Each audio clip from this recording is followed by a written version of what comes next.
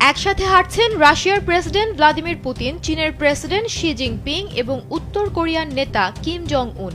এই দৃশ্য দেখে অনেকটা হাঁটু কাঁপছে যুক্তরাষ্ট্রের। ইতোমধ্যে মার্কিন প্রেসিডেন্ট ডোনাল্ড ট্রাম্প চীনের প্রেসিডেন্ট শি জিনপিং এর বিরুদ্ধে রাশিয়া ও উত্তর কোরিয়ার দুই শীর্ষ নেতাকে সঙ্গে নিয়ে যুক্তরাষ্ট্রের বিরুদ্ধে ষড়যন্ত্রের অভিযোগ এনেছেন।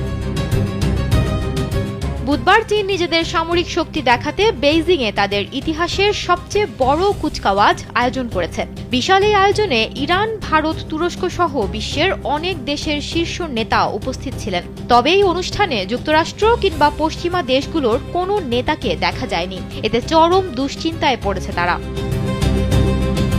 পর্যবেক্ষকদের মতে পশ্চিমা দেশগুলোর অবজ্ঞার জবাব দিতেই এই আয়োজন করেছে চীন। ট্রাম্পের শুল্কনীতি বিশ্ব অর্থনীতি ও রাজনীতিতে আলোড়ন তোলার পর থেকেই চীন যুক্তরাষ্ট্রের পাল্টা ভারসাম্য তৈরি করার চেষ্টা করছে। চীনা প্রেসিডেন্ট শি জিনপিং তাদের ইতিহাসের সবচেয়ে বড় এই সামরিক কুচকাওয়াজে বিশ্বকে শান্তি ও সংলাপের পথে হাঁটার আহ্বান জানিয়েছেন। এ সময় চীনের অগ্রযাত্রা থামানো যাবে না বলেও মন্তব্য করেছেন তিনি। শি জিনপিং সতর্ক করে বলেন, বিশ্ব এখন শান্তি নাকি যুদ্ধ এই মোড়ে দাঁড়িয়ে আছে। দ্বিতীয় বিশ্বযুদ্ধের শেষে জাপানের পরাজয়ের ৮০ বছর পূর্তি উপলক্ষে আয়োজিত এই বর্ণাঢ্য অনুষ্ঠানে পাকিস্তানের প্রধানমন্ত্রী শাহবাজ শরীফও উপস্থিত ছিলেন।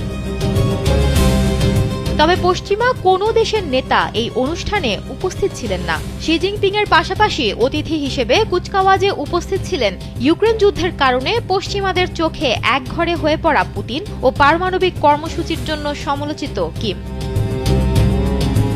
শি জিনপিং বলেন, আজ মানবজাতি শান্তি নাকি যুদ্ধ, সংলাপ নাকি সংঘাত, পারস্পরিক লাভ নাকি শূন্য সমীকরণের মধ্যে একটির পথ বেছে নেবে। চীনা জনগণ ইতিহাসের সঠিক পাশে দৃঢ়ভাবে দাঁড়িয়ে আছে।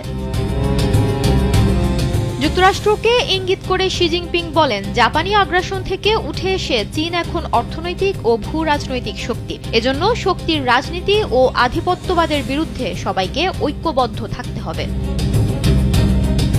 সুমনা মুস্তফা, কালবেলা।